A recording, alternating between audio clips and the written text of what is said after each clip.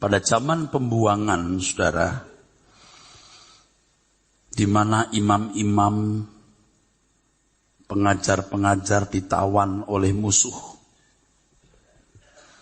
Kitab-kitab Taurat disembunyikan, umat sulit sekali menemukan firman. Dan itu telah dinubuatkan dan terjadi. Di akhir zaman ini, saudara, orang juga sulit menemukan kebenaran. Begitu banyak khutbah dan kebenaran atau sesuatu yang diakui sebagai kebenaran, tetapi sebenarnya bukan kebenaran. Satu hal yang Bapak Ibu, saudara-saudara sekalian harus waspada. Tidak mungkin iblis tidak bekerja keras. Tidak mungkin iblis tidak bekerja keras. Semakin saudara mengerti kebenaran, saudara akan makin memiliki resistensi atau penolakan terhadap apa yang diajarkan orang yang diakui sebagai firman Tuhan, padahal bukan firman Tuhan. Sebagai orang timur, sulit kita menentang secara frontal. Biasanya ada kecenderungan untuk diam karena tidak ingin punya musuh. Sering memilih untuk diam supaya tidak dituduh sebagai kepahitan dan menyerang. Tetapi saudara sekalian, kalau kita mengerti kebenaran secara lengkap, maksud tujuan Tuhan menciptakan manusia agar manusia menjadi serupa dengan Tuhan Yesus. Agar manusia menjadi corpus delicti. Maka segala bentuk penyimpangan yang menghambat terwujudnya, saudara, corpus delicti atau keselamatan dalam hidup orang percaya akan membuat kita benar-benar gusar. Kita akan sangat terganggu, saudara. Hal ini bukan berangkat dari pembelaan terhadap ajaran yang benar. Hal ini bukan berangkat dari sentimen kita kepada orang yang memiliki doktrin yang berbeda. Tapi hal ini berangkat dari berbahayanya nasib jiwa-jiwa. Bukan karena kita sentimen terhadap orang yang mengajarkan ajaran yang berbeda dengan kita.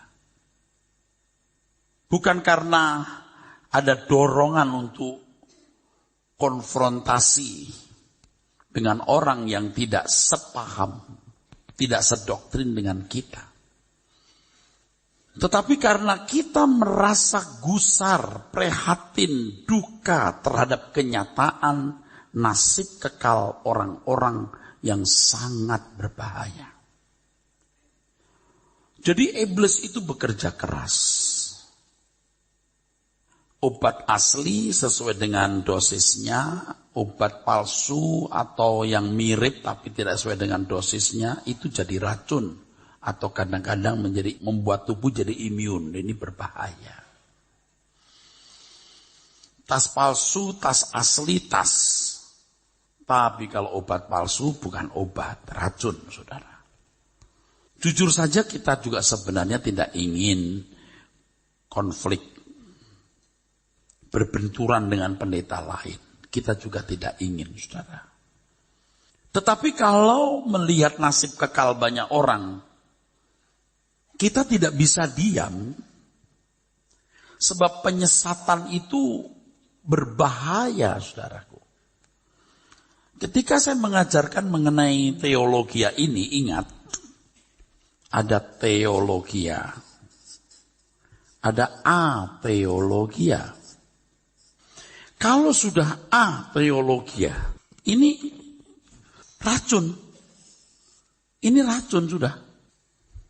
Kita tidak boleh mentolerir sama sekali hal ini, saudara.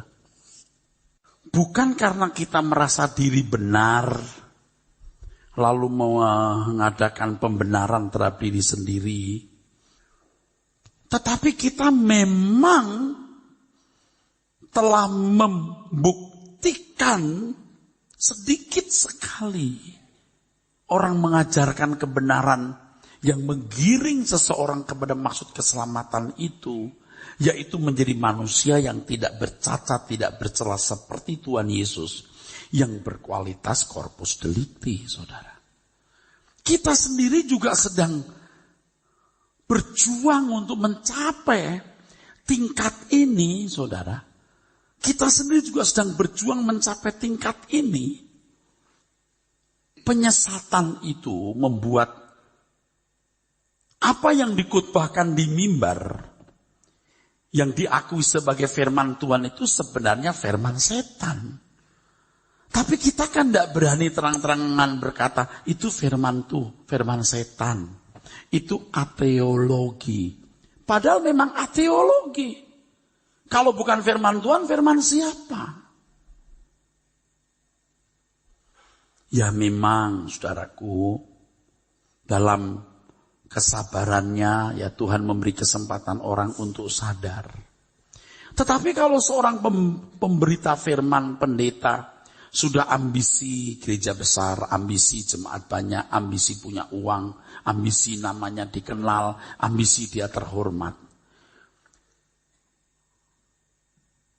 dia pasti jadi picek. Matanya buta terhadap kebenaran. Pasti. Orang-orang seperti ini tidak pantas menerima kebenaran. Saya tidak mengatakan lebih baik, tetapi saya mengerti hukum ini.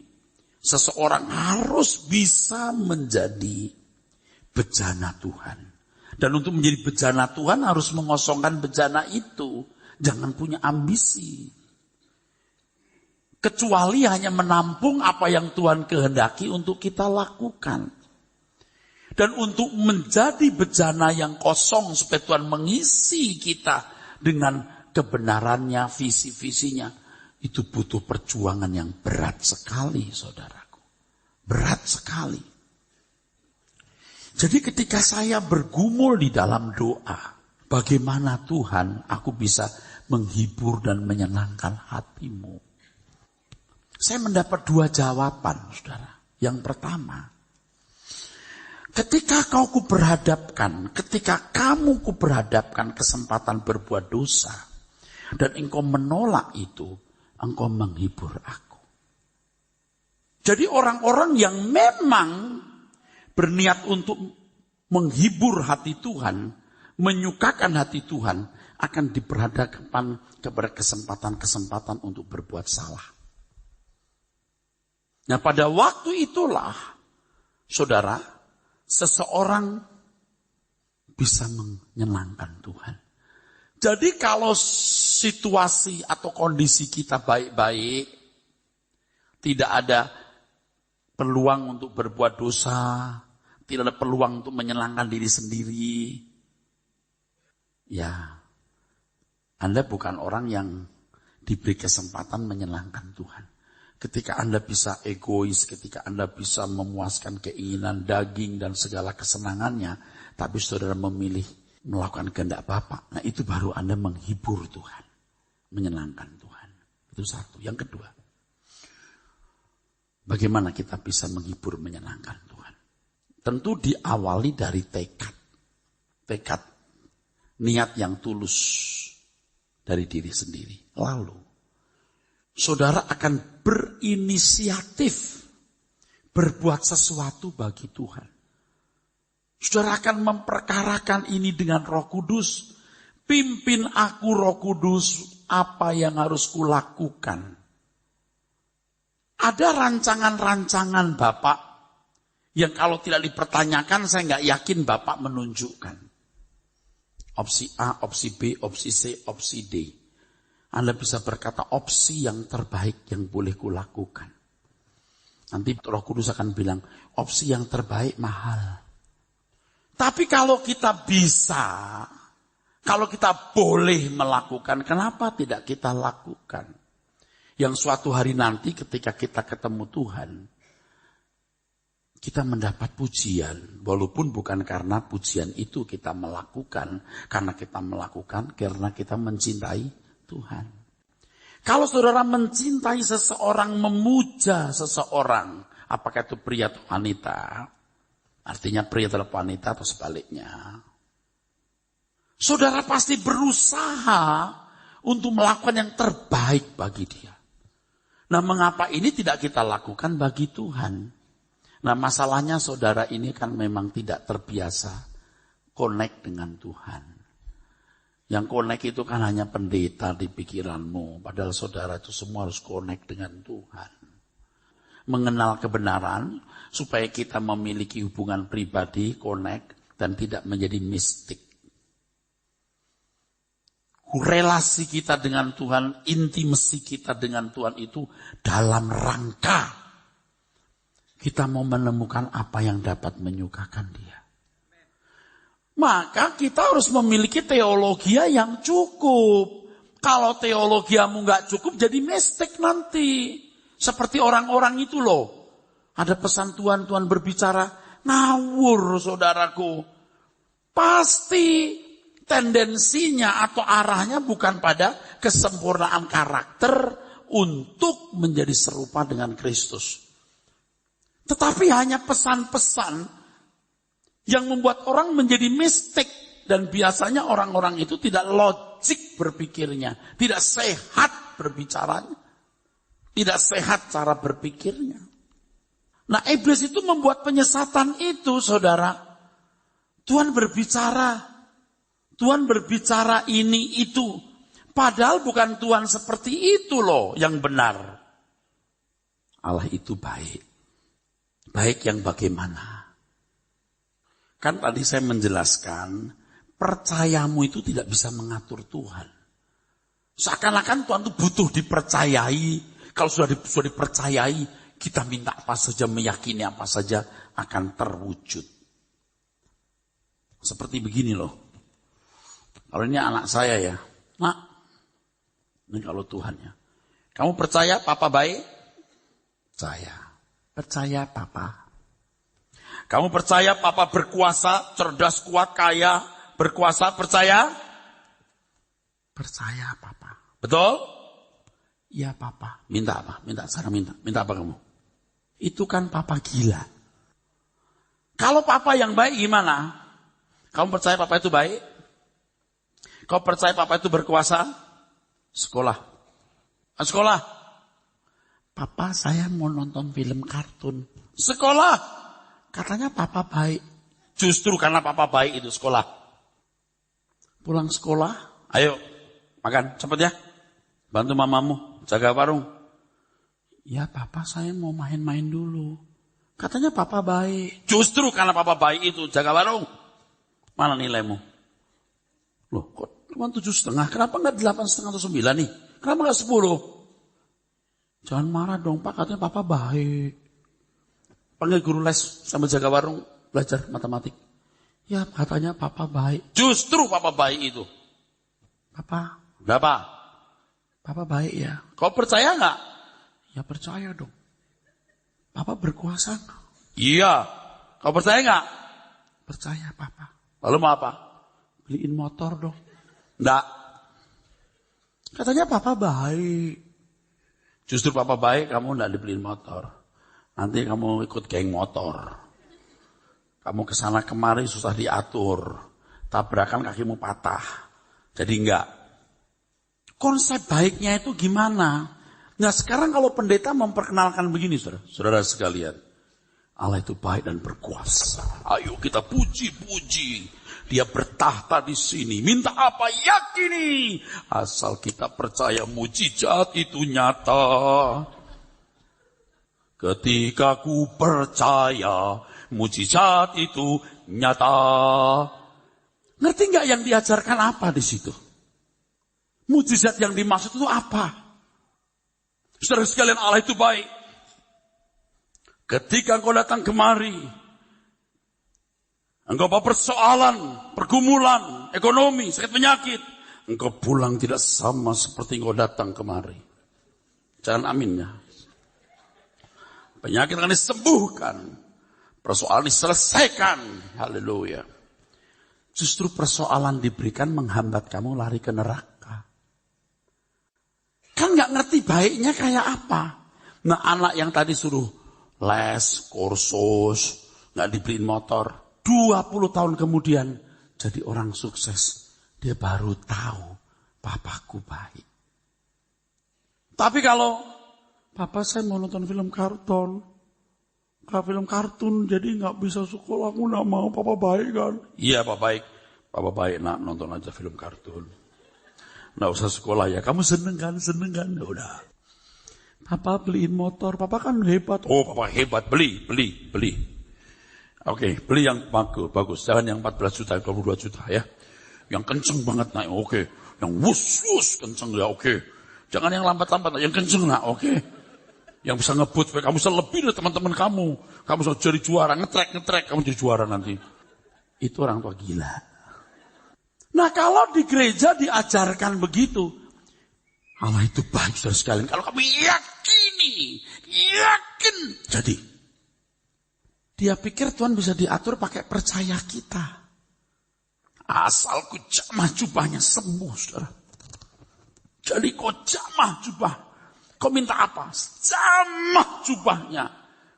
Klaim janjinya. Nggak karu-karuan kan? Jubah yang dijamah itu jubah apa? Dalam rangka apa? Makanya Alkitab harus dibedah. Ingat, penjelasan ada ayat umum, ayat khusus, kebenaran umum, kebenaran khusus. Asal ku jamah jubahnya sembuh. Ya cuman perempuan itu dalam seluruh kisah selama 3,5 tahun. Apakah semua perempuan yang sakit pegang jubahnya semua sembuh? Faktanya tidak, saudara. Kok satu fenomena tanpa dilihat konteksnya digeneralisasikan? Saudaraku sekalian, Allah itu luar biasa. Kolsom terbelah. Percaya akan terbelah semua persoalanmu. Dia pikir belah semangka kali. Kolsom dibelah juga cuma sekali-kalinya itu. Dan itu pun dalam kondisi ekstrim.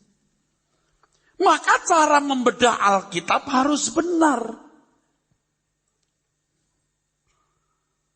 Ini loh yang saya katakan dari beberapa hari ini. Dari minggu lalu maksud saya. Sukar ditemukan kebenaran.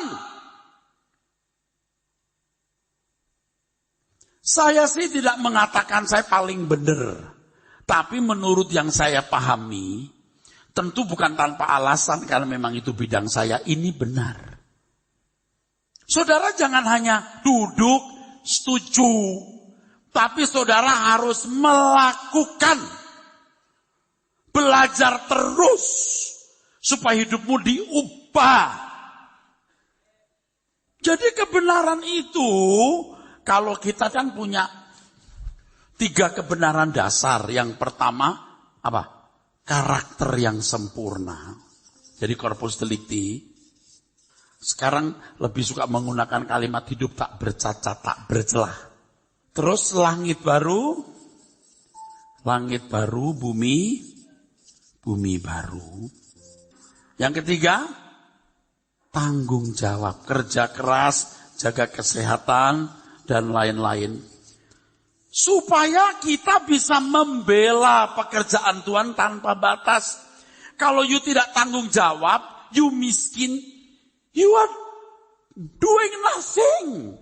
You gak buat apa-apa. Sakit-sakitan, lu nyusahin orang. Maksudnya begitu. Bukan tanggung jawab duit banyak. Kesempatan luas mau beli apa saja. Kesempatan luas mau kemana saja. Kesempatan luas tuh buat apa saja. You anak setan.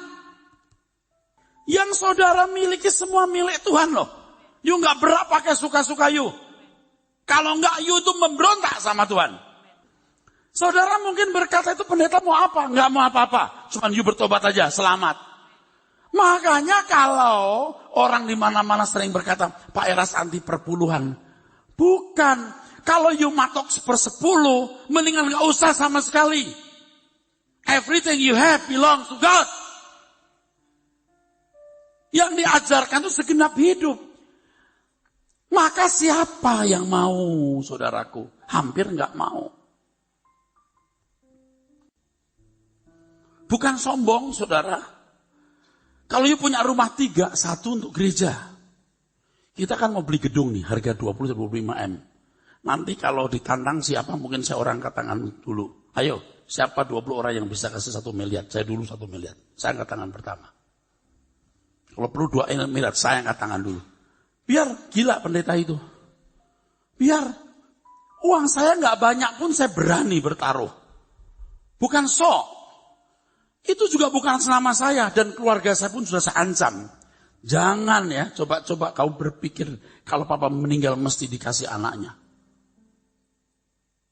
Harus turut kehendak Tuhan. Wah, Pak Eras mau nunjukin sok. Enggak. Kalau enggak begini enggak ada contoh.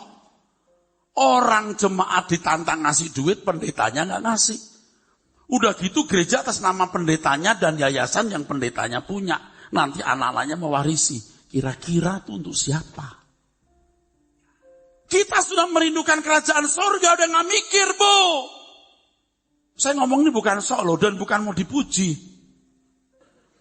Kalau Tuhan datang kembali, kita bertemu, ternyata dia maharaja. Betapa menyesalnya kita, kalau kita tidak menunjukkan pengabdian yang sepenuhnya bagi Tuhan. Ajaran-ajaran itu hanya membuat orang egois. Bagaimana memanfaatkan Tuhan, bukan bagaimana memberi hidup untuk Tuhan. Percaya kepada Tuhan, bukan berarti menggunakan Tuhan untuk kepentingan kita. Percaya kepada Tuhan berarti hidup untuk kepentingannya. Aku bidik jiwamu. Aku bidik keselamatanmu. Aku bidik kesempatan mahal yang Tuhan berikan kepadamu untuk tidak kamu sia-siakan. Tuhan Yesus akan jadi raja, saudaraku. Pasti. Benar. Dia jadi raja. Dan berbahagialah orang yang memperlakukan Tuhan dengan pantas dan benar hari ini. Penyesatan gereja tidak membuat orang memperlakukan Tuhan dengan pantas. Tidak layak. Makanya kebenaran itu menuntut orang memperagakannya. Kebenaran itu akan memaksa orang untuk hidup tidak bercacat, tidak bercela. Saudara mencintai Tuhan. Saudara yakin Allah itu ada. Saudara yakin Allah itu hidup. Saudara percaya Tuhan Yesus akan jadi raja. Apa yang saudara lakukan selama ini untuk dia? Sudah buat apa, saudara? Jangan berkata, loh Pak Eras sekarang mau kemana nih? Mau ngapain?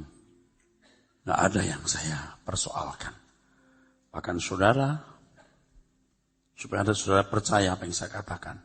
Kalau Anda merasa tersinggung dan merasa sedang diperas, jangan menginjak Rehoboth selama-lamanya. Jangan menginjak gereja ini selama-lamanya. Kita mau cari orang yang mencintai Tuhan dengan segenap hati. Coba direnungkan, dihayati, saudaraku. Kekristenan itu sebenarnya bukan punya gereja, kebaktian, nyanyi. Bukan. Tapi perilaku hidup seperti Tuhan Yesus. Nah kalau kita seperti Tuhan Yesus, moral kita seperti Tuhan Yesus. Nah kalau Tuhan Yesus menyerahkan nyawanya untuk Bapa di sorga, kita belum sampai mencucurkan darah, saudaraku. Makanya, ya susah kalau orang gak mengenal Tuhan ya. Tidak menghayati kebenaran. Ya susah sih. Gak tahu bagaimana diajak bicara ya saudara. Kalau saudara berani ya, mencari Tuhan, mengenal Tuhan, membela Tuhan, itu ya surga menjadi dekat. Anda makin yakin Allah itu hidup dan nyata. Anda makin yakin kerajaannya akan datang. Makin yakin dia menjadi raja dari segala raja. Ini kalau saya jujur ngomong nih, betul Tuhan tahu hatiku. Aku mau berkata gini, Tuhan gak usah banyak-banyak jemaat. 100-200 tapi bener-bener gitu loh. Jadi aku gak capek. Diketok pala saya bisa-bisa. Ini kan orang-orang yang salah asuh dari berbagai penjuru tempat. Yang tadi-tadinya itu gak ngerti kebenaran itu apa. Yang minggu ke gereja nyanyi nyembah Tuhan, dia pikir nyembah Tuhan ke gereja itu sudah mewakili kekristenannya. Majelis-majelis yang agung, yang rapat-rapat gereja hadir, terus ayo nyumbang gereja, nyumbang. Tuhan kok disumbang loh. Orang-orang yang nuntut janji Tuhan, minta berkatnya. Lah hidupmu aja milik Tuhan, tubuhmu milik Tuhan, usahamu milik Tuhan, kok masih minta diberkati, itu maksudnya apa? Itu kan Anda berdiri di luar pagar.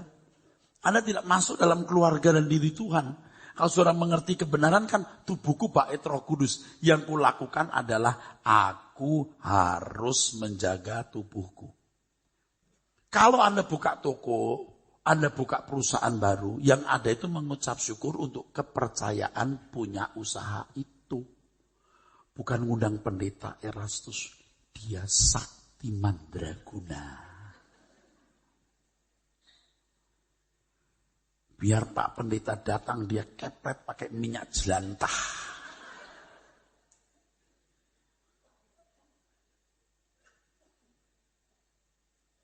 Kalau diurapi nanti, wah berkat dicurahkan. Itu kan ajaran siapa? Di Alkitab ada nggak itu? Nggak ada. Kalau bait Allah, perkakas bait Allah dipercik pakai darah, minyak udara, pakai minyak, itu artinya milik Tuhan. Digunakan untuk perkakas ibadah. Itu kan perjanjian lama, bro. Jadi Pak, minyak urapan perlu nggak? Ya kalau you anggap itu perlu diurapi sebagai tanda milik Tuhan, boleh. Bukan, oh Tuhan berkati Tuhan, kita memuji Tuhan supaya berkat Tuhan dicurahkan. Lah semua itu juga milik Tuhan kok. Sebenarnya ajaran-ajaran kita ini seperti menggugat ajaran yang sudah ada, saudara. Menggugat. Jadi memang mengganggu ketenteraman umum. Tapi kebenaran seperti ini, kebenaran yang tidak bisa dibantah. Kalau saudara belajar terus, nanti saudara bisa ngerti deh. Ikut-ikut saya deh. Saya lewat itu daerah rumah orang-orang kaya, saudara. Saya lihat, rumahnya bagus-bagus. Saya bilang sama sopir saya gini, bagus ya. Rumah kok panjang begini gitu. Kayak istana, kayak kastil gitu. Aduh. Lalu saya pikir begini. Ngomong sendiri, gak ngomong sama dia. Saya ngomong, nanti kalau mati betapa tragisnya. Punya banyak, ninggalin sakit. Anda bukan tidak boleh punya banyak, tapi Anda harus mengaku semua milik Tuhan dan rela berkorban apapun untuk kepentingannya. Anda itu siap mati. Emangnya kita mau mati? Emangnya kita mau mati, Pak? Iya, mau. Ada yang tinggal seminggu, 2 minggu, sebulan, 2 bulan. Siapa tahu tinggal semalam ini. Betul nggak, saudara? Semua itu realistis. Kan dari dulu saya sudah ngomong, umur manusia itu 26.000 sampai 28.000 hari. Kalau sekarang umurmu 60 tahun, tinggal 3.600 hari. Menghitung hari. Kalau sudah umur 75, ya lebih menghitung jam. Kadang-kadang kan kita nggak tahu masih 3.600 atau berapa. Coba dihitung deh, kalau 10 tahun umurmu tinggal 3.600, kan gitu saudaraku sekalian. Kalau tinggal 20 tahun 7.200 hari, tek 1 hari, tek 1 hari, tek. Kok orang itu nggak sadar, nggak alert? Apalagi yang muda-muda ini, tenang, Belanda masih jauh. Emangnya lagi perang gerilya apa kamu? Kan kamu nggak tahu kapan kematianmu, bro. Makanya kalau kita mendengar ajaran yang benar itu membawa kita ketiga hal ini. Karakter yang sempurna, langit baru bumi, baru lalu tanggung jawab kerja, jaga kesehatan. Supaya apa? Efektif untuk Tuhan, bukan untuk kita. Sehat supaya bisa ini, bisa itu. Enggak, supaya untuk Tuhan. Makanya ya Pak, kalau sudah khotbah sekelas saya ini dengan tekanan ini, enggak mau untuk ketemu orang yang enggak percaya, tersinggung loh sebenarnya. Aduh, tapi kan enggak boleh marah tuh. Tapi suka rasa tersinggungnya ada loh. Dia gini, orang begini. Lalu kayak ngeledek gitu. Itu pendeta sama saja. Kamu ya, datang lagi awas. Kamu itu enggak berguna bagi Tuhan. Kita enggak perlu saudara. Kita mau selamatin saudara merasa diganggu. Ya sudah, enggak usah. Aduh, kalau saudara nanti mati, lalu kekekalan. Ya Tuhan, kalau aku tahu waktu itu, aku dengerin khotbahnya Pak Eras. Aduh, terlambat saudaraku. Amin. Ini bukan gereja yang membujuk-bujuk saudara begini. Minggu depan jangan lupa datang lagi ya. Jangan lupa loh, perpuluhannya udah akhir bulan. Bukan begitu. Setiap minggu digodot lehermu. Mati bagi dunia, hidup untuk Tuhan. Sampai kita membangun umat kerajaan Allah dalam kebenaran. Sampai kita menjadi heavenly society. Membangun masyarakat kerajaan surga. Nah, kembali soal penyesatan tadi. Jadi orang mencari firman susah karena sesat. Kata sesat dalam terjemahan bahasa Indonesia berarti tidak melalui jalan yang benar. Kata sesat, pengertian kata itu. Atau salah jalan. Jadi penyesatan berarti proses, cara, perbuatan menyesatkan. Atau menyimpangkan. Dalam teks bahasa Ibrani ada beberapa kata yang memiliki pengertian yang sama dengan sesat. Yang pertama, tohola.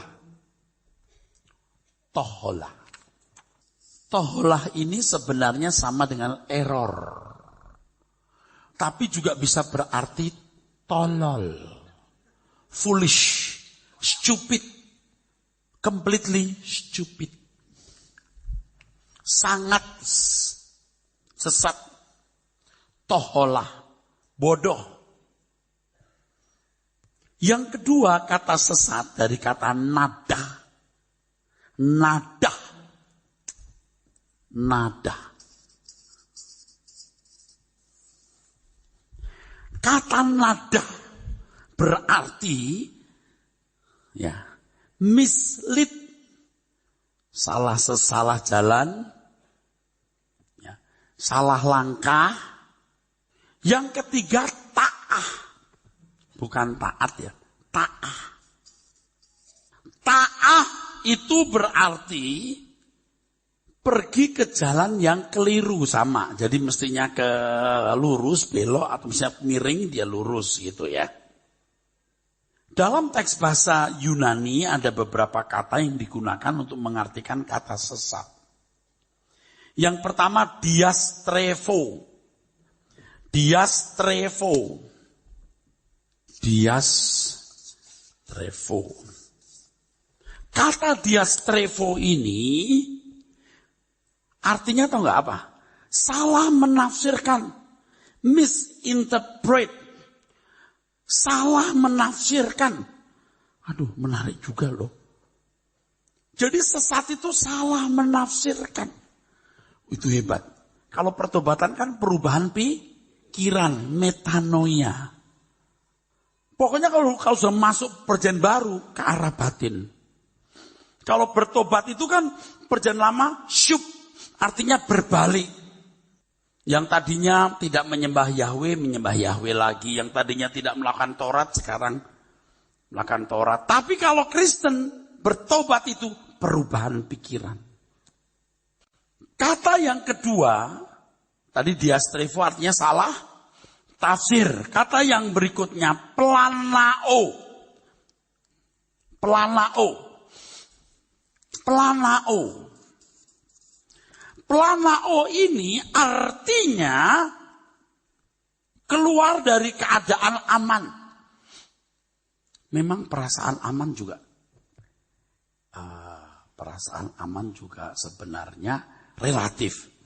Anak yang tadi suruh sekolah, ngerjain PR, bantu mamanya, kalau itu dipandang tidak aman, dia kabur. Nggak enak punya mama kayak begitu. Makanya kan ada anak begitu lihat mamanya langsung sembunyi lari sebelum disuruh. Nangkep sudah? Ngerti maksudnya? Anda ngerti dong maksud saya ini. Pernah jadi anak kan? Belum pernah badung kan? Saya pernah. Jadi ngerti. Ada mama. Pokoknya cepat-cepat kabur. Saya kalau ditanya, "Lu kamu kemana mau disuruh mama?" Saya nggak tahu. Padahal emang kabur. Oke. Jadi kalau lihat orang nakal tuh kita tahu karena kita pernah. Jadi jangan anak-anak muda kamu jangan sok jangan anggap kita bodoh ya. Om pernah muda seperti kamu, tapi kamu belum pernah tua seperti Om. Yang ketiga, kata sesat dalam bahasa Yunani ekspatao. Ekspatao. Ekspatao itu artinya memperkosa. Loh kok bisa ya Pak? Ya begitulah. Menggoda, membujuk, dan memperkosa. Makanya itu hebat banget loh. Sesat itu pasti memperkosa kebenaran. Artinya kebenaran dirubah. Amin. Hebat, Alkitab itu luar biasa. Yang diastrevo tadi salah tafsir. Maaf ya Bu, Pak, ini bukan karena saya pinter, saya ngambil di dictionary. Saya ngambil di kamus bro, ini bukan saya pinter, rajin-rajin aja buka kamus. Dan saya tidak rundingan sama pembuat kamus. Nggak ada rundingan-rundingan itu nggak ada. Jadi kalau klop begini, wah memang hebat. Jadi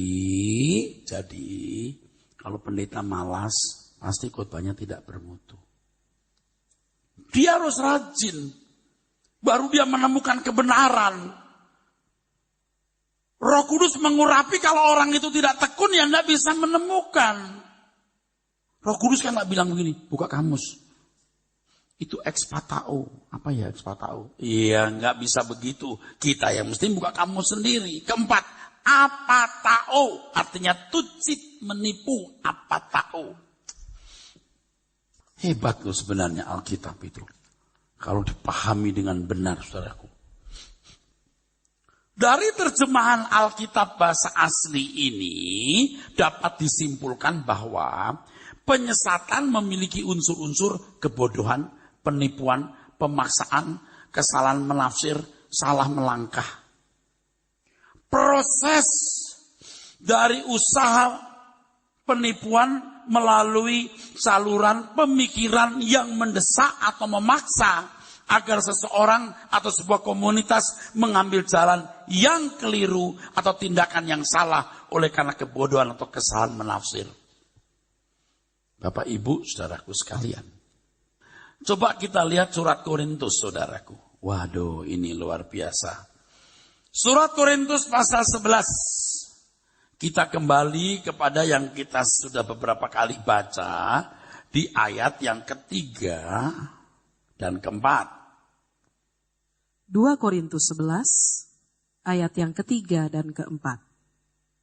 Tetapi aku takut kalau pikiran kamu disesatkan dari kesetiaan kamu yang sejati kepada Kristus. Sama seperti Hawa diperdayakan oleh ular itu dengan kelicikannya. Sebab kamu sabar saja, jika ada seorang datang memberitakan Yesus yang lain daripada yang telah kami beritakan. Oke. Terus? Atau memberikan kepada kamu roh yang lain daripada yang telah kamu terima. Roh yang lain, atau spirit yang lain. Ini spirit yang benar. Saudara mau blame saya dengan cara apa? Kayak kita enggak hidup di dunia. Kita masih di dunia. Kalau surga mulu gimana kita kerja? Saya pekerja keras. Kalau kita masih di dunia gimana kita menikmati hidup? Saya menikmati hidup, saudara. Ya olahraga, ya berenang, ya ketemu teman, kuliner. That's it, biasa saja. Cuman kita tidak tenggelam di situ. Amin. Dan itu di surga itu begitu. Ada rumah, ada jembatan, ada pemandangan indah. Pegunungan Alpen yang bagus itu belum apa-apa dibanding surga. Ini benar. Allah itu mimpi. Gue percaya. Lu kagak mau ya udah. Diajak gak mau. Amin. Nah, spirit yang benar itu mengarahkan Anda itu tadi. Hidup tidak bercela. Fokus langit baru, lalu hidup dengan tanggung jawab. Pasti rumah tangga kita baik. Gak kekurangan makan, minum, punya rumah dan berbagai fasilitas. Gak mungkin jadi orang miskin. Ngajarinnya bener kok. Amin, saudara. Nah, kita lihat bagaimana Hawam diperdaya oleh ular dengan kelicikannya. Dari pikiran yang dibelokkan. Ini kan benar, saudaraku. Makanya saudara harus belajar firman dengan benar.